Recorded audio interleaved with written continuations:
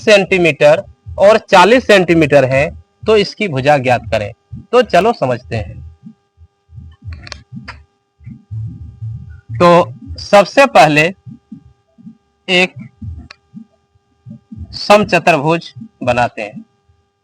तो वैसे चतुर्भुज को समचतुर्भुज कहा जाता है जिसकी सभी भुजा आपस में बराबर हो और आमने सामने का कोण बराबर हो।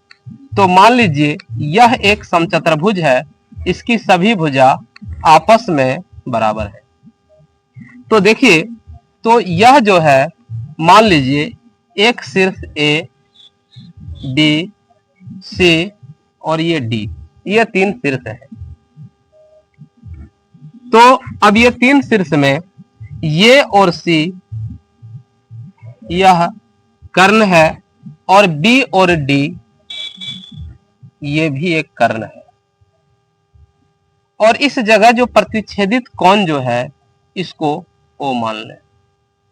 तो यहां पर हम ये कह सकते हैं, अर्थात यहां पर दिया हुआ है एक समचतुर्भुज का विकर्ण क्रमशः 30 सेंटीमीटर और 40 सेंटीमीटर है। अर्थात ये जो है, ये सी, यह जो है, यह बी और डी से बड़ा है, इसलिए ये और सी जो देख रहे हैं वह 40 सेंटीमीटर अर्थात 20 सेंटीमीटर वो ये है और 20 सेंटीमीटर ओसी है। ठीक उसी प्रकार से दूसरा विकर्ण 30 सेंटीमीटर है, अर्थात ओ बी 15 सेंटीमीटर है और ओडी भी 15 सेंटीमीटर है। क्योंकि बी और डी विकर्ण है और नियम है कि समांतर अर्थात समचतुर्भुज का विकर्ण एक दूसरे के बीचों बीच प्रतिच्छेदित करता है। तो इसे हम फॉर्मूला के माध्यम से भी निकाल सकते हैं। तो हम यहां पर लिख लेते हैं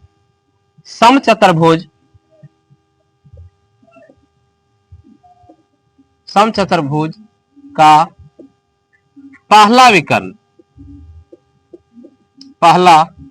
विकर्ण जिसे हम D1 मान सकते हैं। पहला विकर्ण D1 अर्थात D1 इक्वल टू वह जो है 30 सेंटीमीटर है। ठीक उसी तरह से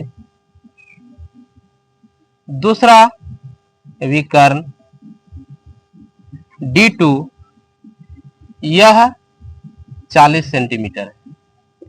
तो यहां पर निकालना है समचतुर्भुज की भुजा बराबर। तो इसका फॉर्मूला होता है √अंडर D1/2 का होल स्क्वायर प्लस D2/2 का होल स्क्वायर।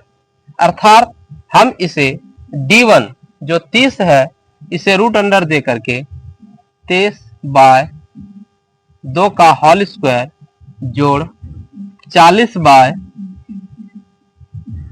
का होल स्क्वायर कर सकते हैं। तो इसको जब हम 2 से कटा देंगे तो ये 15 हो जाएगा और इसको 2 से कटा देंगे तो 20 हो जाएगा। तो हम इसको लिख सकते हैं 15 का स्क्वायर और जोड़ 20 का स्क्वायर। तो जब हम इसको 15 का स्क्वायर करेंगे तो 15 गुना 15 तो 225 होता है और जोड़ 20 गुना 20 400 होता है।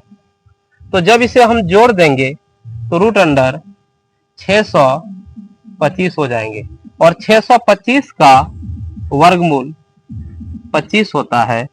इस तरह से इसकी भुजा 25 सेंटीमीटर होगा। अर्थात इस समांतर यानी समचतुर्भुज की जो भुजा है वो 25 सेंटीमीटर होगा। अर्थात चारों तरफ इसकी भुजा 25 सेंटीमीटर का होगा। आज हम लोग मैथ में एक सवाल सीखेंगे। एक समचतुर्भुज का विकर्ण क्रमशः